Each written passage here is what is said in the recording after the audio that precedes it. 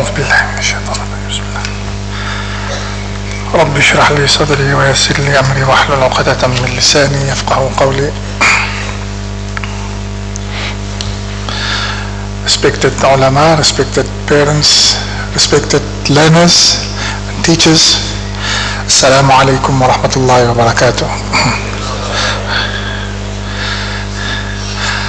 I am not an alim, so I do not consider myself fit to speak to a gathering like this. But I again had to concede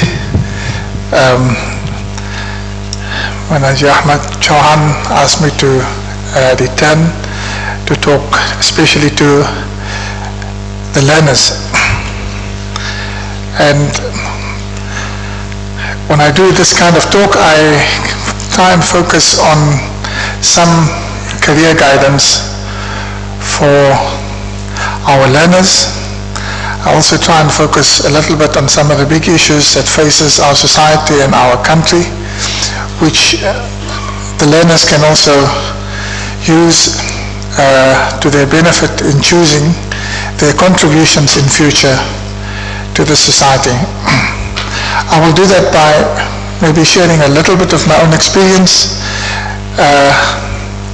in my own career, but more my experience in serving on the Planning Commission, where for the last few years I have been participating to draft a plan and future for South Africa.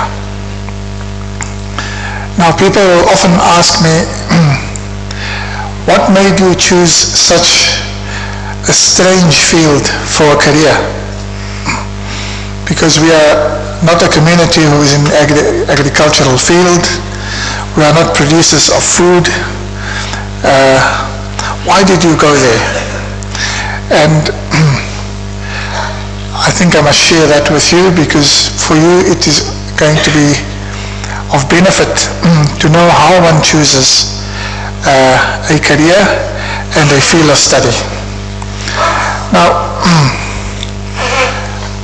when I was roughly 10-12 years of age, my late father has told my brother and I that he was not going to, he was an imam, and he said, I'm not going to just be an imam anymore. I've done this for 20 years. And he was imam in the Strand community for 53 years.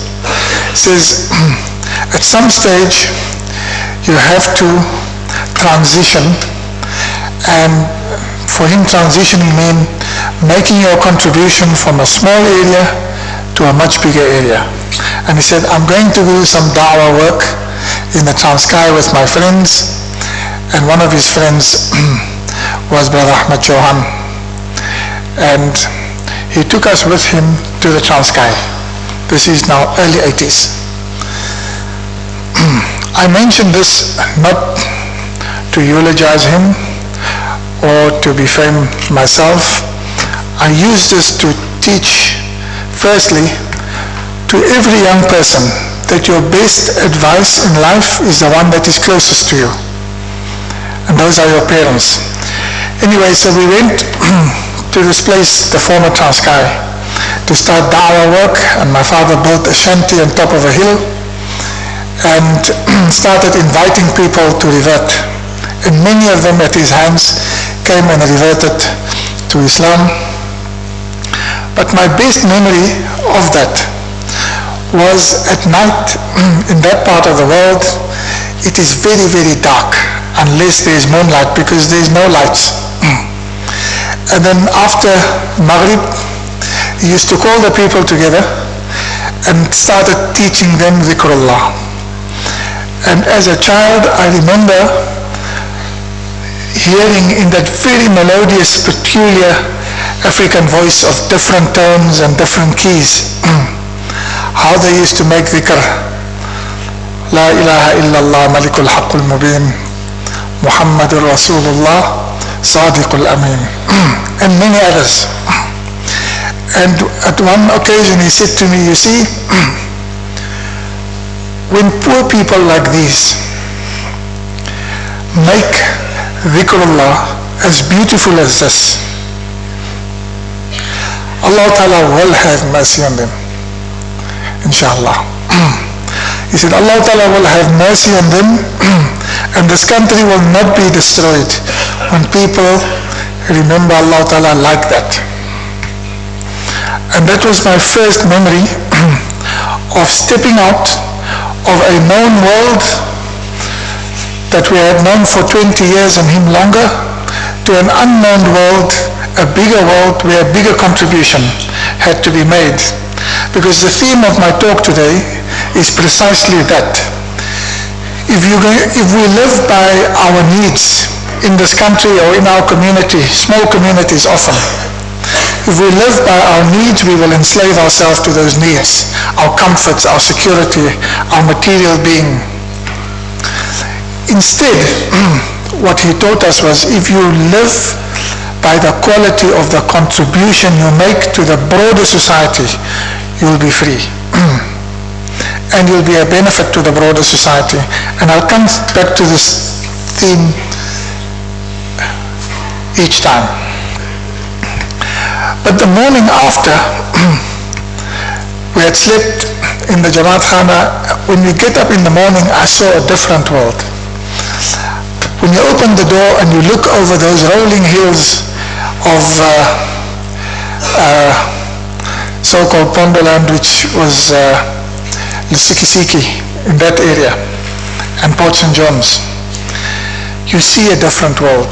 You see, strangely, rolling hills, beautiful, but there is nothing. The men had left and the women were left behind to fend for themselves. They used to farm with derelict ancient equipment, breaking their backs to try and plant a few millies, and most of it wouldn't grow properly compared to what I saw on the commercial farms in the rest of the country. And they had to look after their kids and have food, and their animals were not well catered for, were not well tended to. They were ill. And the land was ill because there were dongas and desertification and erosion all over. And my father said to me, you see, there's a problem here. People are starving because the system that we were in had pushed them into this poverty, a kind of structural poverty that they couldn't lift themselves out of. And I said, you must dedicate your career, your knowledge, your education to do something that will help these poor people make a better life. And that, as a youngster, inspired me to say, this is the field that we must go into, to make a better life for people who have lesser. But the more important part of what inspired me into a field like this has not only been that childhood experience and the words of my father, but more importantly, he was Imam, and he used to, every Imam has got a favorite piece of the Quran that they would read at certain times. And his most favorite ayat of Quran, and I had memorized this from listening to him perform it in the Salah, read it in the Salah, and without knowing at that stage the meaning of it, it had an effect. And that was when he used to read very often, إِنَّ فِي خَلْقِ السَّمَاوَاتِ وَالْأَرْضِ وَاخْتِلَافِ اللَّيْلِ وَالنَّهَارِ لَآيَاتٍ لِأُولِي الْأَلْبَابِ الَّذِينَ يَذْكُرُونَ اللَّهَ قِيَامًا وَقُعُودًا وَعَلَى جُنُوبِهِمْ وَيَتَفَكَّرُونَ فِي خَلْقِ السَّمَاوَاتِ وَالْأَرْضِ رَبَّنَا مَا خَلَقْتَ هَذَا بَاطِلًا. I can still hear him read. رَبَّنَا مَا خَلَقْتَ هَذَا بَاطِلًا. Oh Allah, you did not create this in vain. In the creation of heaven and earth and in the alternation of day and night, there are signs for people who ponder deeply. And that encouraged me to say, what is this thing called nature that Allah Ta'ala created? And He created it for a purpose. And I was inquisitive about what the purpose behind everything is that I saw in nature. By that, My advice is listen to your parents. You don't only have to listen to what they say, but more importantly, to follow them, emulate them in what they do. Now that experience in my childhood when I was at junior school carried forward, and I went and studied in this field called agricultural sciences. Today, I can advise a country on what the future should be like. Now when we come to the present, the same things I saw as a child, I see as an adult still persist. What I saw as a child, I see as an adult still persist. Because in this year, 2016, we are facing the biggest drought that South Africa has ever faced since it was recorded 104 years ago. It is the driest year in 104 years. It is not only the driest year, it is also the hottest ever, undoubtedly. Now when you have the driest year and the hottest year ever, the crops cannot grow. There isn't enough water. To the extent that we are facing starvation, and we don't see it yet. Where you can begin to see it is when you go to buy food, you'll see the prices of food escalate week on week, month on month. To the extent that in this year, going into next year, our food price inflation is going to be close to 30%, which in normal years would be 5, 6, 7%, is going to reach 30%. So the poor in this country will not be able to afford food. They will not be able to afford food. Before my father passed away, I asked him, this was coming. We knew this because I've studied this industry for many years and know what the cycles are like. And the cycles of nature and of agriculture are precisely like the Quran explained it. Precisely like the Quran explained it. When Fir'aun had his dream,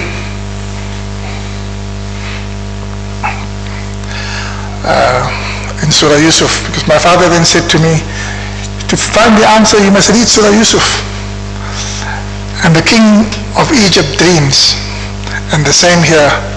وقال الملك إني أرى 7 بقرات سمان يأكلهن 7 عجاف و7 سنبلات خضر وأخرى يابسات لعلي أرجع إلى الناس لعلهم يعلمون قال تزرعون 7 سنين دأبا فما حصدتم فذروا في سنبله إلا قليلا مما تأكلون.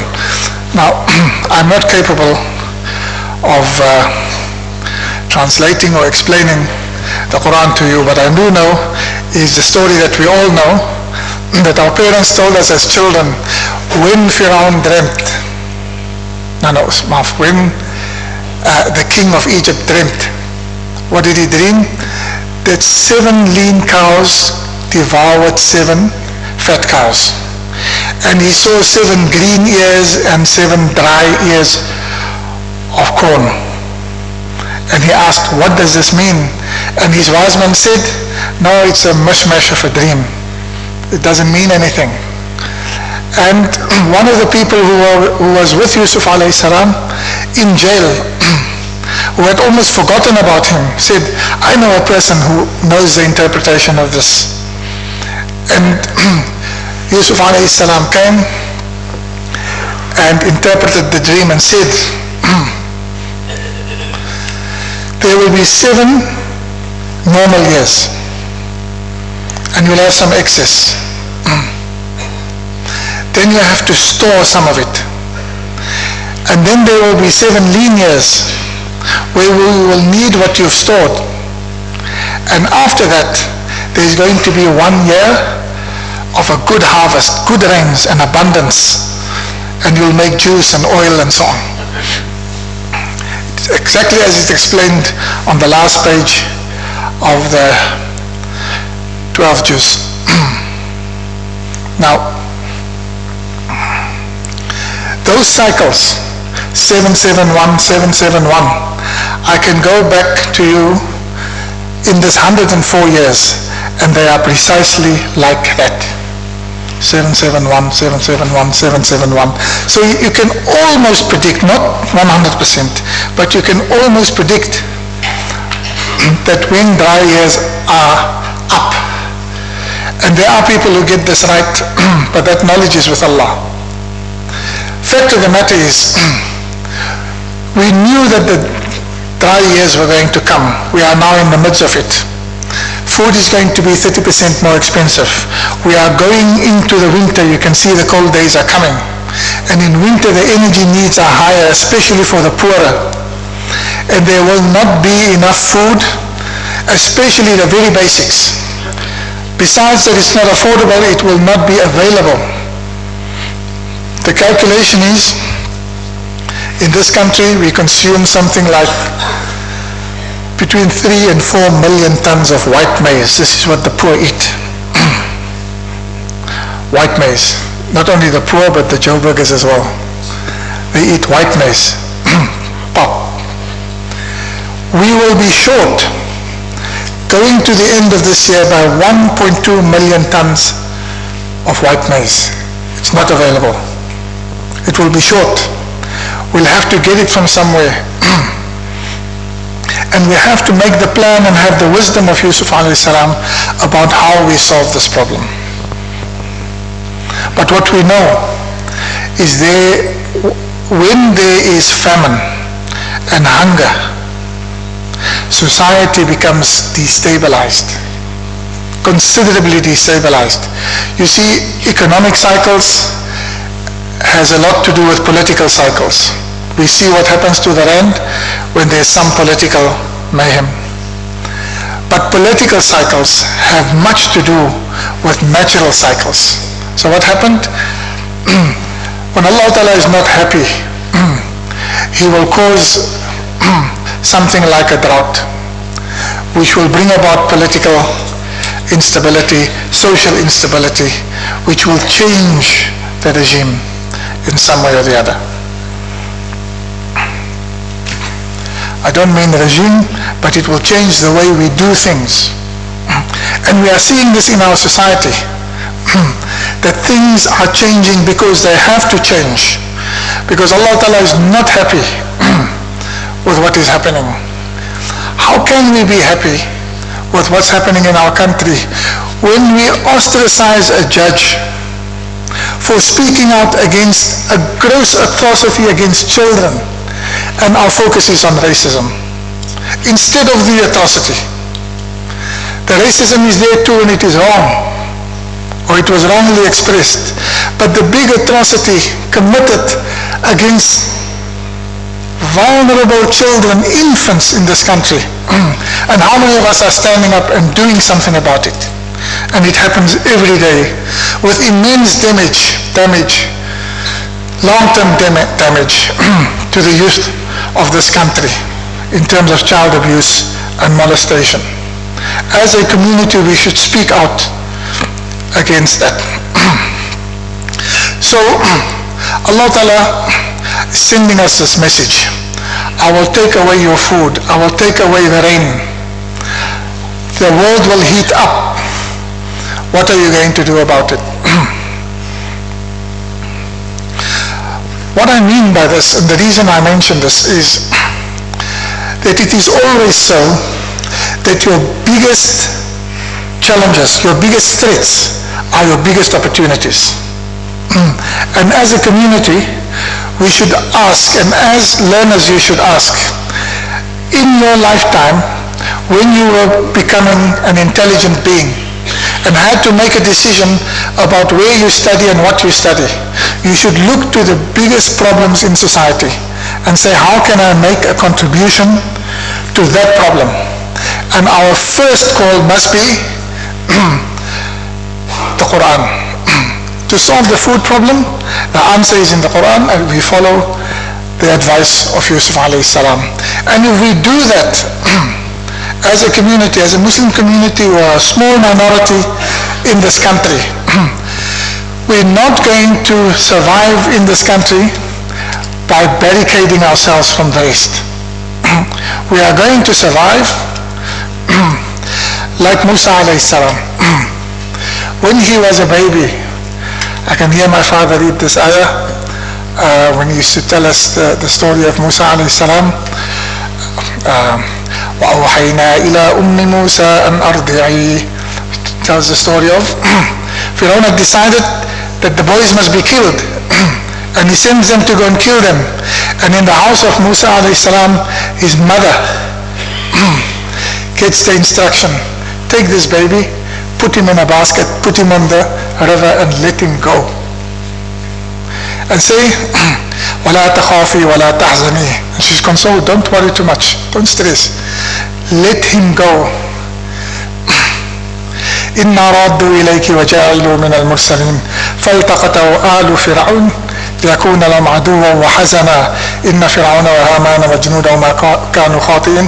And then the beautiful ayah that says, وَقَالَتِ امْرَأَةُ فِرْعَوْنَ قُرَّةُ عَيْنٍ لِي وَلَكَ. When this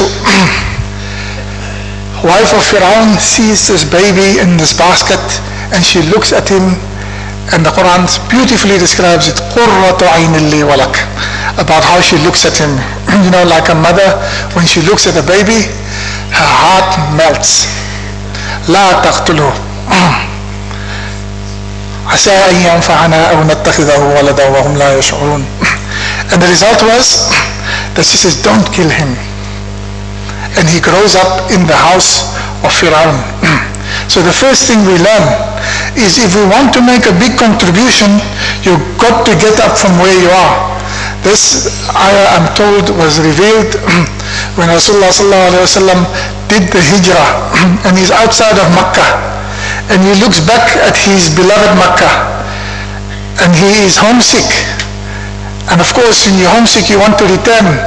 And Allah Ta'ala sends him this story of Musa alayhi salam, as if he's saying, you know, you are an adult. I sent Musa alayhi salam from his mother's bosom down the river, exposed to the elements, into the hands of the enemy. And see what the result was. Getting up and going and doing something on the other side is the instruction. And then what will happen?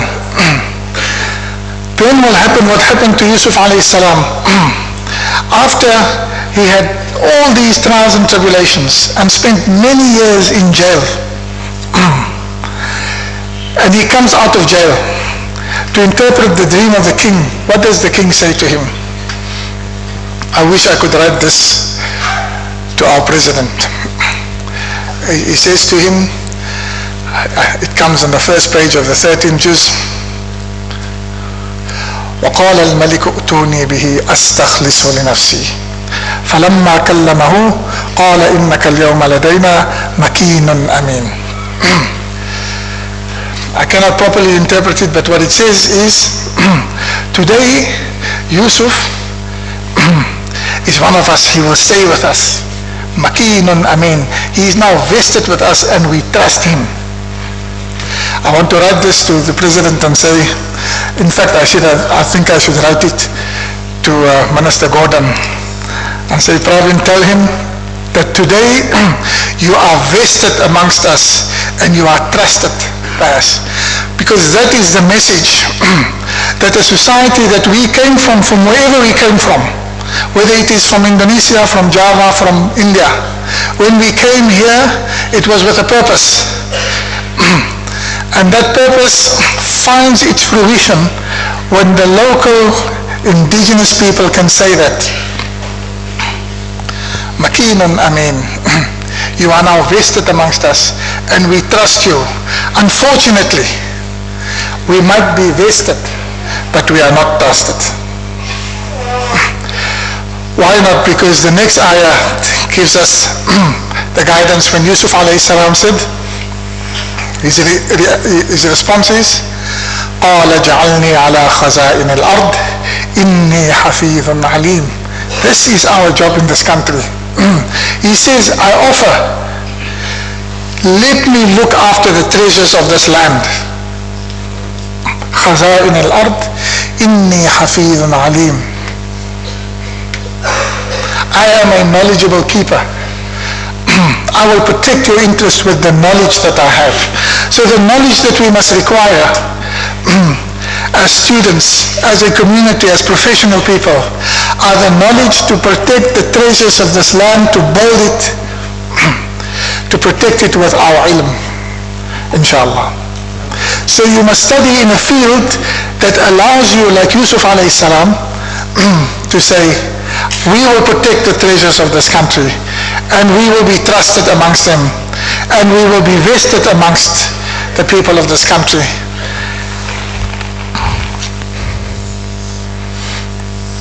That is as far as food goes.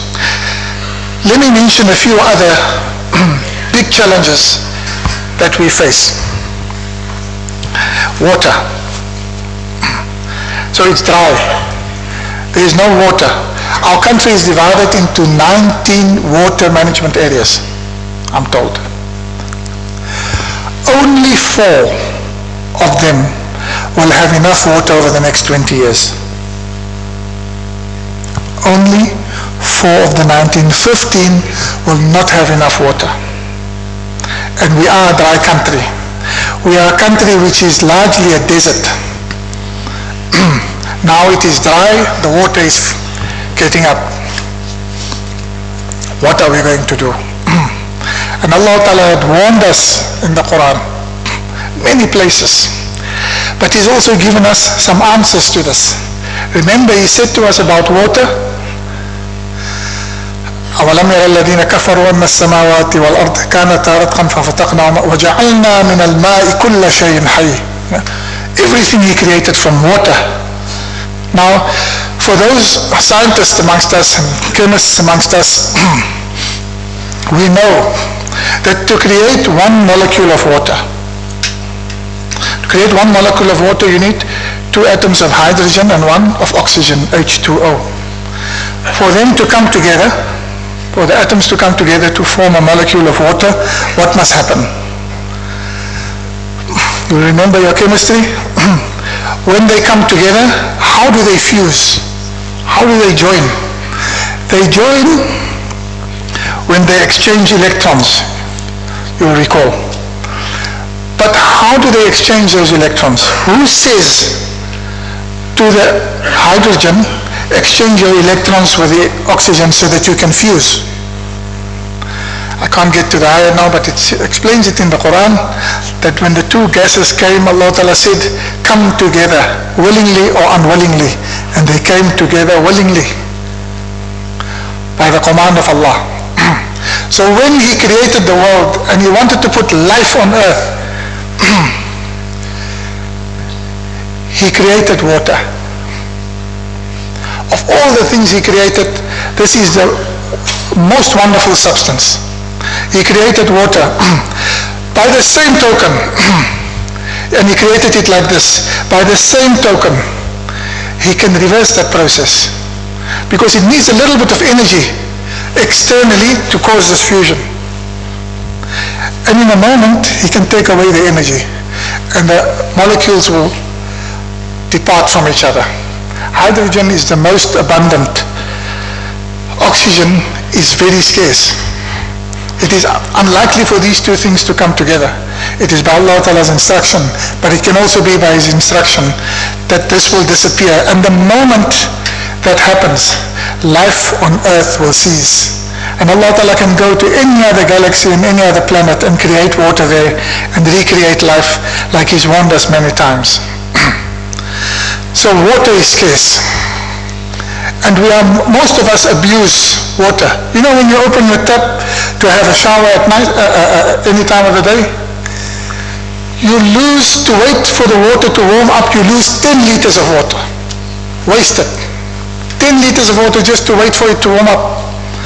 When we make wudu, whenever we use water, we are not conscious of this. This is a sacred thing. And water is not just a substance like any other substance. It has very, very special properties. Water has memory. I remember when my Ustad, when we used to read Quran to Sheikh Salih Abadi, rahmatullah alayhi, after that he used to bring water and say, blow. And we used to call it banavata. And if you're not well, then frazi fa Sheikh Abichi bana. And we thought this was something esoteric. It isn't. Water as a substance, when you infuse something into that water, it keeps that memory forever. No matter how many times, how many million times you dilute it, it will keep that memory forever. Read the work of the Japanese Masaru Emoto, who he infuses something in the water. He can even just play a bird singing next to water, and then he freezes it and you put it under a microscope and you see it makes a beautiful crystal. Even Quran, it makes a different crystal. It's a live thing. Allah Ta'ala created the same water and covered 70% of the earth with it. Why? I've often wondered, why doesn't he make everything land and put the water underneath? He covered the earth 70% in water. Why? Because in the day when the sun shines, the water absorbs the heat. In the night, when it's dark, it is ice cold. It's so cold that we will freeze to death. And then this water gives off the heat to keep the temperature ambient so that we can live and sleep well. That's the purpose of water. It absorbs heat. It changes its properties many times. The scientists and medical people will tell you, when you put water in thin tubes, it changes its property. It becomes more magnetic, which is why water can go against gravity up into a tree in a column much longer than most of us, the length of the tree, and it doesn't drop because it requires magnetic properties. I can carry on just talking about water and the wonderful properties of it. So when water becomes scarce, this is a big calamity facing us. You must study the sciences of water. A lot of it is in the Quran, but study the sciences with the purpose of, in a country like ours, which is water scarce, that one day you'll make a contribution as a water engineer, for instance, or as a water chemist, to improve the utilization of water. Because we won't get more water. We get what we get. But what we can do is to improve the utilization of water and the circulation of it, and improving the quality of it as we use it, not decreasing its quality. And there are many other fields like this, which are major challenges to our society. Climate change. You know, Allah Ta'ala created 2 caps of ice on either side of the earth, on the poles. What was the purpose of it? Not only to regulate temperature, but when the ice on the poles melt, it is that melting of that ice that causes the currents in the oceans to flow. And we know what happens when water stops flowing. So they have to melt at a certain rate only. But when we, through all our activities as humans, begin to increase the temperature of the earth, that melting increases faster than a rate that the earth is able to sustain. And the result of that is the earth becomes unstable. And we see the one natural disaster after the next. In this century, we saw more natural disasters than we've seen in most of the previous centuries combined because of human activity. So go and study the field of climate change and find ways through invention and application and from guidance from the Quran about how we can contend with this. Those of us who fly airplanes all the time know the increased turbulence that you experience as a result of adverse changes in weather. Our oceans. Today in our oceans, we only have 10% of the natural resources left for human consumption. Only 10% is left. And we destroy, and the Quran tells us, ظهر الفساد في البر والبحر, that people cause mischief in land and sea, and it carries on. When you go and study, go study in that field, this big problem of the destruction of the oceans, that we as a community, that our children and our scientists can make a contribution to stop and arrest this and improve it. For those of you who want to study in the medical fields, don't say, I want to be a doctor or I want to be a physician, because you see that the income that goes with it. No. Go into the medical field because you are concerned about the many pandemics that's beginning to face us. It's not only HIV/AIDS, it's not only TB, it's increasing incidence of cancer. Every second person that passes on these days is cancer. Cancer that has become very sophisticated.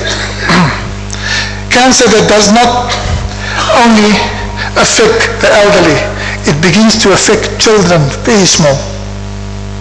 And we are all broken by it.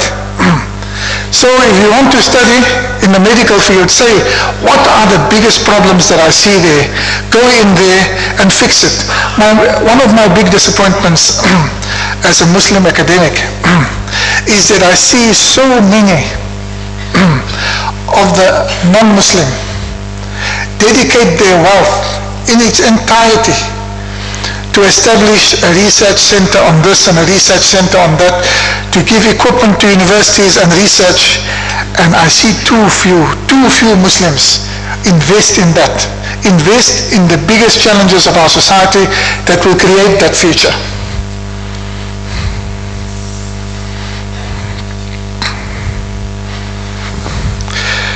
We are in time of massive energy shortages. Allah Ta'ala put coal for us, which we used for electricity. We've increased the use that in a few years we'll run out of it. There won't be anything left. There are alternatives, but they're all non-renewable, mostly. We can go to liquefied gas petroleum, we can go to earth gas, and so on. But we are all destroying the earth as a result of that. There are better alternatives. So go and study in the field of renewable energy. And renewable energy is simply something like, let's say, photovoltaics, solar energy. And what is solar energy? It is taking the energy in the atmosphere and putting it in a little unit that is useful to us. It is there, it is free. The cost of it is reducing as we go along. Your intellect, your energy applied to this field will create a future and make our contribution to this society. Similarly, we are facing poverty at major levels. What contribution do we make, for instance, to this massive growth, not only in South Africa and Brazil, other places, of shanty towns?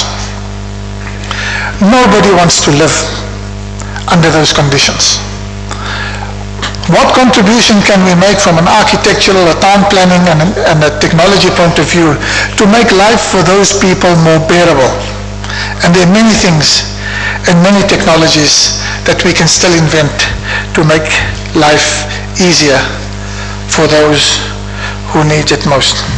And I can carry on like that. Robotics. Increasingly the world will depend on robotics. You know, I've just read Elon Musk's book.